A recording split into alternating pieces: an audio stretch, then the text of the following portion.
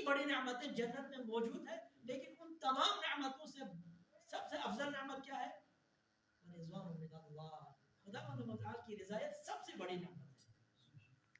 جس کی نگاہ وہاں ہو جائے اور جسے یہ اندازہ ہو جائے کہ وہ کیا چیز ہے، وہ ذات کون ہے، تو وہاں ترکت الخلق ترا فی ہواکا وایتمت العیال لکی اراکا فلو قطعتنی فی الحب اربا لما مال الفؤاد الى سواکا۔ ابا عبداللہ حسین علیہ السلام سے منسوب ہے یہ اشعار، فرمایا کہ ترکت الخلق ترا فی ہواکا، میں نے آپ کے لیے ساری مخلوقات کو ترک کر دیا، وایتمت العیال لکی اراکا، آپ کی ایک نظر کے لیے میں نے اپنی اولاد کو یتیم کر دیا، فلو قطعتنی فی الحب اربا، اگر آپ اپنی محبت میں میرے ٹکڑے ٹکڑے بھی کر دیں تو لما مال الفؤاد اذا سواک، آپ کے علاوہ کسی اور کی طرف یہ دل پھر بھی نہیں جائے گا۔ کیسے جا سکتے ہیں؟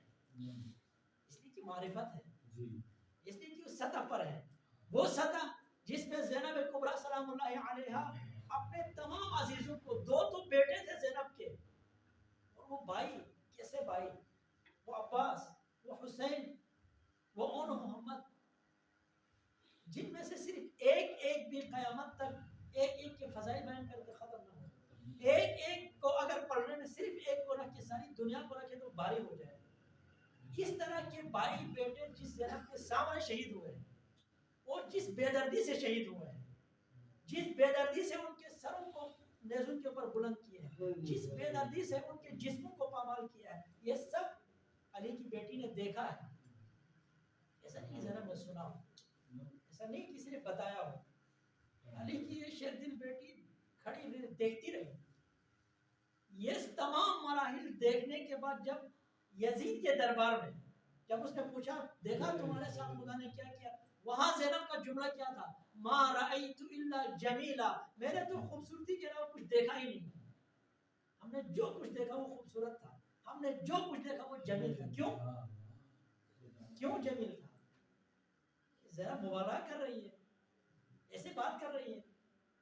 نہیں، زینب کو پتا ہے کہ اس کے مقابلے میں حاصل کیا ہو رہا تھا، زینب کو پتا ہے حسین کے دل کی کیفیت کیا تھی۔ اس مرحلے پر آ کے جب اپنے بھائی کے بدن کو، اس بدن کے ٹکڑے اٹھا کر زینب نے کہا اللہم تقبل منا ھذا القربان، تو یہ نہیں کہ ہم نے قربانی دی ہے، یہ معرفت ہے، یہ علی کی معرفت ہے، یہ زہرا کی معرفت تھی جو زینب کی طرف منتقل ہوئی، اور اس پورے خاندان کی اسی طرح۔ اس خاندان کی بیٹی نے جب اپنے بھائی کا لاشا دیکھا جس کا سر بدن کے ساتھ نہیں ہے اور بدن بھی سالم نہیں ہے، وہ بدن سالم نہیں تھا، اس بدن کے ٹکڑے اٹھا کر زینب نے کہا اللہم تقبل منا ھذا القربان، خدایا ہم سے اس قربانی کو قبول کر۔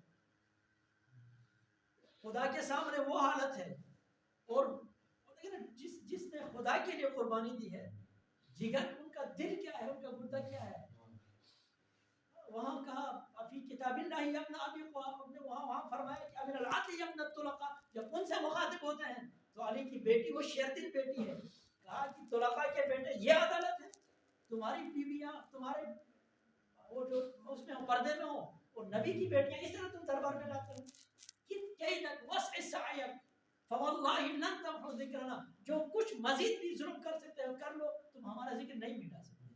وہ زینب اس حال میں جب اس قربانی کی بات ہوتی ہے، ما رأیت الا جمیلا، خوبصورتی کے علاوہ جس ہستی کا ہم ذکر کر رہے ہیں وہ سر من اللہ، خدا کے اسرار میں سے عظیم ترین سر ہے صدیقہ سلام اللہ علیہ، جس کی کوئی معرفت پوری معرفت ہو ہی نہیں سکتی، اس لیے کہ صادق آل محمد نے فرمایا کہ سمیت فاطمہ، ان کا نام فاطمہ رکھا ہی اس لیے گیا کہ فین الخلق فتنوا عن کنہ معرفتها، اس لیے کہ خلقت اس کی معرفت سے چھڑائی گئی ہے، خلقت کو اس کی معرفت ہو ہی نہیں سکتی، جتنی معرفت ہو سکتی ہے قلیل ہے، ایک قلیل معرفت ہے، اور وہی قلیل معرفت جس کو حاصل ہو جائے اس سے زیادہ خوش نصیب اس کائنات میں کوئی نہیں ہے جس کو زہرا کی معرفت حاصل ہو جائے۔ جتنی معرفت ایک انسان حاصل کر سکتا ہے یہ وہ وسیلہ ہے۔ آپ تعلیم کے حصول علم کے مرحلے میں آپ کے سامنے سامنے ابھی زندگی ہے, آپ کے سامنے مشکلات ہیں, اس سے زیادہ بڑا وسیلہ کوئی نہیں ہے صدیقہ سلام اللہ علیہ سے. آپ تجربہ کر کے دیکھیں, سارے علماء کے مجرب یہ ہے کہ وہ جب بھی کسی کے اوپر کوئی مشکل ہوتی ہے تو صدیقہ سلام اللہ علیہ کی ہدیہ 2 نماز پڑھتے ہیں, 2 رکعت نماز پڑھتے ہیں, یعنی 2 رکعت نماز صبح کی طرف پڑھتے ہیں جس میں نیت یہ کرتے ہیں کہ میں فلاں کام میں فلاں عمل میں اپنی کامیابی کے لیے 2 رکعت خدا کی خوشنودی کے لیے پڑھتا ہوں, لیکن میں اس کا ثواب جو مجھے ملے گا وہ میں حضرت صدیقہ سلام اللہ علیہ کو ہدیہ کرتا ہوں. ہدیہ حضرت صدیقہ کو ضرورت نہیں ہے, یہ ہماری طرف سے اس چڑیا کی طرح جو اپنے چونچ میں پانی لے کر آ رہے تھے ابراہیم کی آگ, نمرود کی آگ کو بجھانے کے لیے. جب اس سے پوچھا گیا کہ کیوں کر رہے ہو, تمہارے اس سے تو آگ نہیں بجھنے والی, کہا میں جب محشر میں یہ 2 فرقوں میں تبدیل ہو جائیں گے, ابراہیم کے ساتھ ہونے والے لوگ اور ابراہیم کے مخالفین, تو میں وہاں اپنا نام تو لکھوا لوں گا کہ میں ابراہیم کے ساتھ تھا. تو ہم وہاں صدیقہ سلام اللہ علیہ کو اپنے لیے کریں گے, اپنے لیے ہدیہ, لیکن یہ ہدیہ مجرب ہے کہ صدیقہ سلام اللہ علیہ کی 2 رکعت نماز پڑھتے ہیں. یہ عظیم عظیم ہستی ہے, ایک ایسی ہستی جس کی معرفت خود پیغمبر کی طرف ناممکن ہے. یہاں یہ واحد ہستی ہے جس کے بارے میں فرمایا کہ لأن الخلق قد ختموا عن كل معرفتها, اس کی اصل معرفت خلقت کے لیے میسر ہی نہیں ہے. ایک ایسا راز, ایک ایسی ذات کہ جس کے بارے میں پیغمبر اکرم محمد مصطفیٰ صلی اللہ علیہ وآلہ وسلم, آپ کو معلوم پیغمبر کون ہے, وہ ہستی کہ جس کی رضایت کے لیے, جس کو خوش کرنے کے لیے خداوند متعال خود خیال رکھتے ہیں. مانگا نہیں تھا, قبلے کی تبدیلی مانگی نہیں پیغمبر نے, ان کو دل میں یہ گزرتا تھا کہ کاش اولاد اسماعیل کا قبلہ بنی اسرائیل سے الگ ہو, کعبہ قبلہ ہوتا. مانگا نہیں تھا, آیت اتری.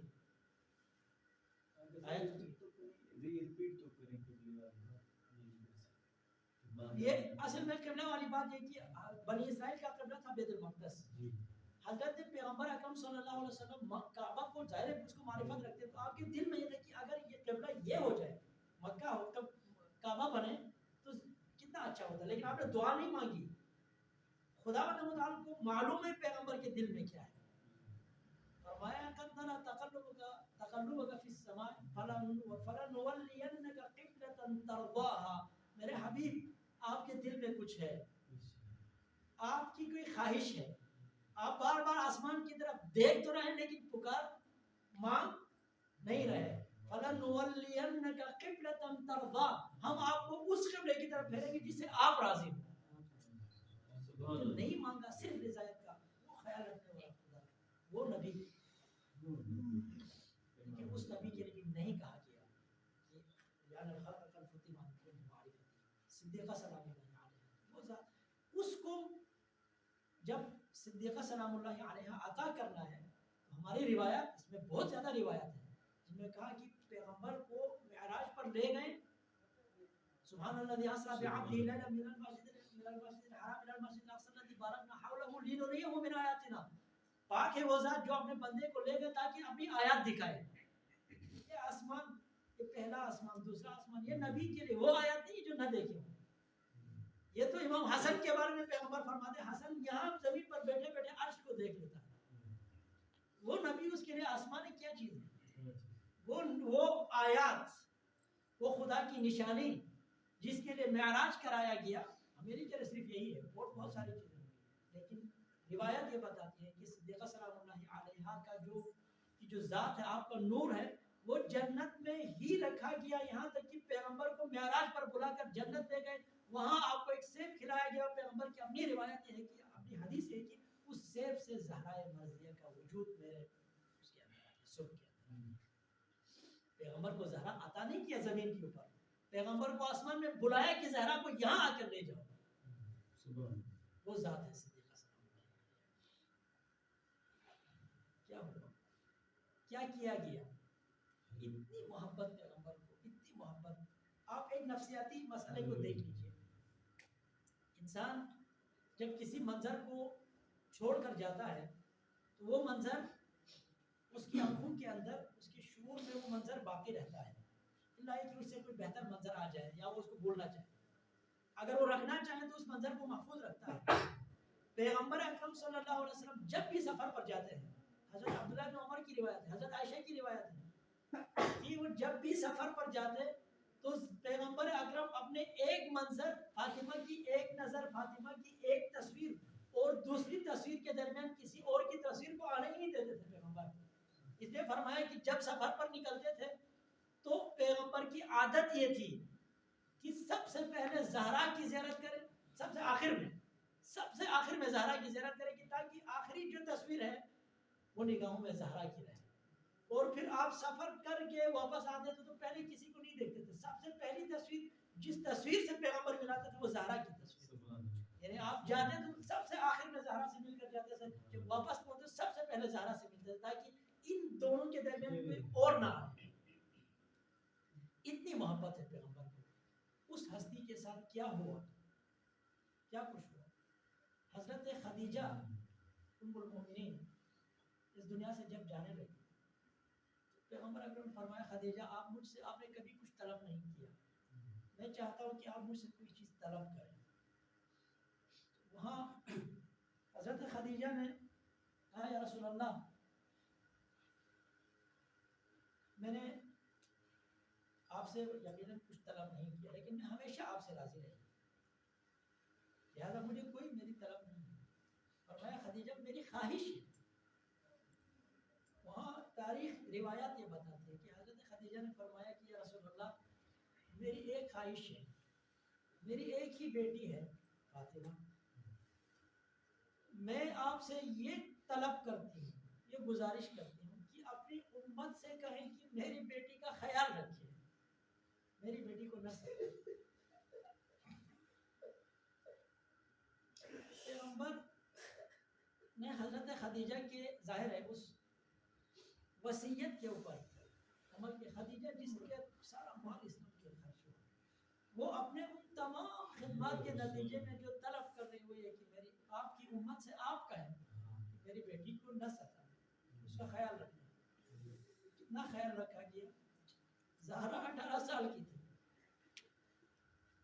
آپ میں سے جنہوں نے عرب ملکوں میں سفر کیا ہوا آپ نے دیکھا ہوگا، وہاں اور اس زمانے میں جب پیغمبر اکرم کا دور تھا ساری چیزیں خالص غذائیں خالص تھے، تو انسان کا بدن طاقتور ہوتا ہے۔ 18 سال کی عمر ایک ایسی عمر ہے جس میں خصوصاً بچیاں، لڑکیاں، عورتیں، وہ ان کا بدن کافی طاقتور ہو جاتا ہے۔ یہی تو طاقت کے، یہی تو قوت کی عمر ہے۔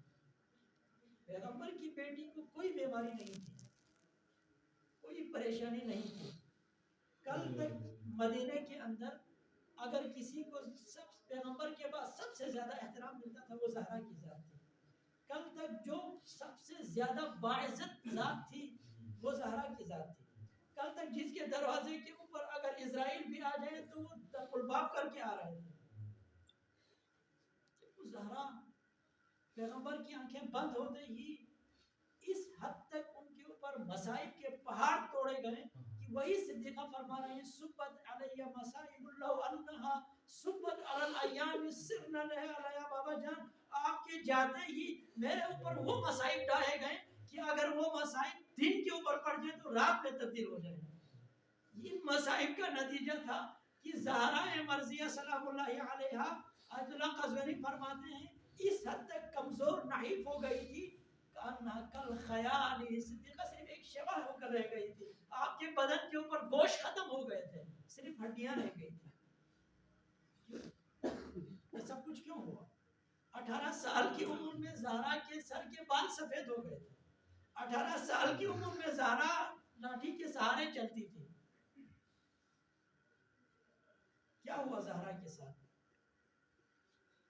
امیر المومنین علیہ السلام صدیقہ سلام اللہ علیہا کی حالت دیکھتے ہیں، پریشان ہوتے ہیں، ہمیشہ کوشش کرتے ہیں کہ پہلے گھر کے کام صدیقہ کیا کرتے تھے، علی واپس آتے ہیں گھر کے کام بھی خود کرنے کی کوشش کرتے ہیں، فضہ موجود ہے۔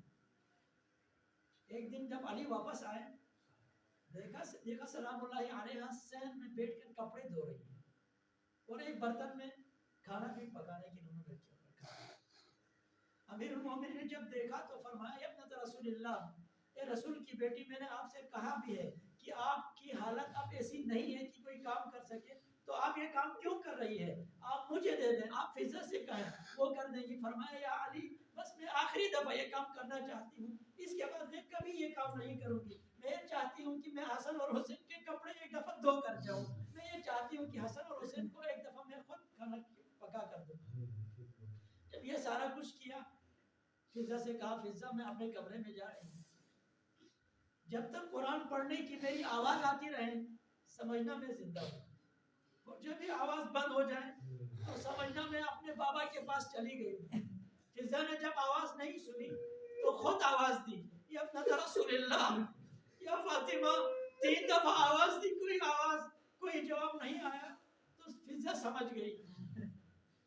حضرت ابا عبداللہ حسین اور امام حسن کو خود صدیقہ سلام اللہ علیہ مسجد میں لی تھی، اب نانا کی قبر پر بیٹھے تھے دعا کے لیے، واپس پہنچ گئے، آتے ہی کہا فضا ہماری ماما کہاں ہے؟ کہا وہ آرام فرما رہی ہے۔ کہا کہ یہ تو ان کے آرام کرنے کا وقت نہیں ہے۔ حضرت فضا نے بتایا کہ آپ دونوں اس وقت، آپ اور زینب کلثوم یتیم ہو چکے ہیں، آپ جا کے امیر المومنین کو اطلاع دیں۔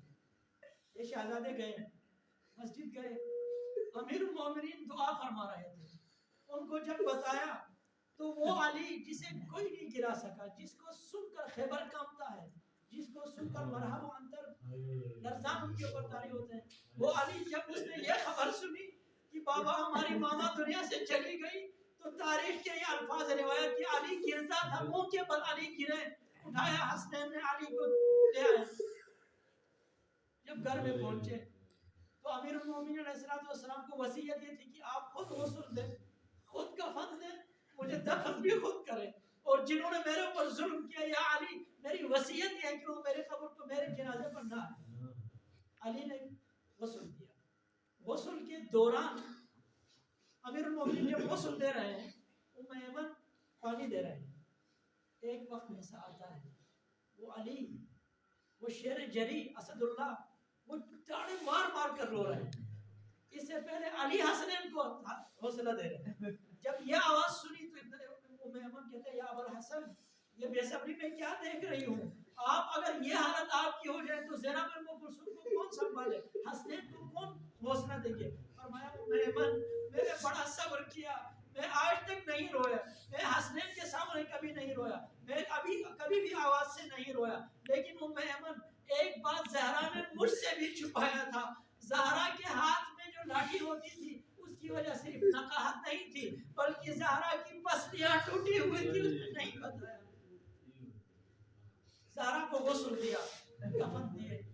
ایک بار جب یہ ہماری بھی روایت ہے، میت کا چہرہ دکھایا جاتا ہے، اولاد کو لواحقین کو ایک دفعہ آخری زیارت کے لیے بلایا، امیر المومنین نے فرمایا یا حسن یا حسین آئیں حلموا الی زیارت امکم، اپنی والدہ کی آخری زیارت کرنے۔